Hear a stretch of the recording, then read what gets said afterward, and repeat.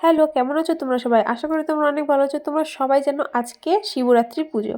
তো আমার ননদ আর মাসি যাচ্ছে মন্দিরে পূজা দিতে।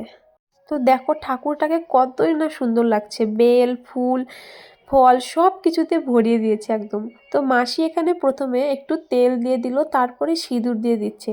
আমাদের এটাই নিয়ম, প্রথমে তেল দিয়ে তারপরে সিঁদুর দিয়ে জল ঢালতে হয়। তারপর সব বেল ফল ফুল সব কিছু দিয়ে পুজো দিয়ে নেবে। আমার কাছে তো সেই ছোটোবেলার দিনগুলোই অনেক সুন্দর ছিল।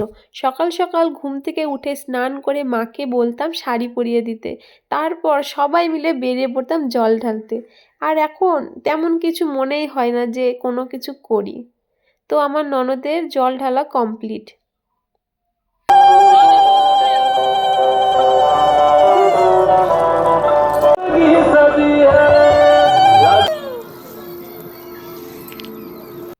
তারপরে চারিপাশটা ঘুরে ঘুরে জল ঢেলে নিচ্ছে। আজকে আমার ননদের যা মনের ইচ্ছা সব পূরণ হয়ে যাবে।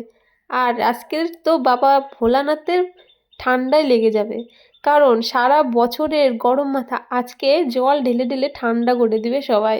তারপরে এখন মন্দিরে যাচ্ছে পুজো দিয়ে। মন্দির থেকে বের হয়ে যাবে কালী মায়ের মন্দিরে। শুনেছি মা নাকি অনেক জাগ্রত। সত্যিই তাই। ভিডিওটা ভালো লাগলে অবশ্যই লাইক করো। টাটা।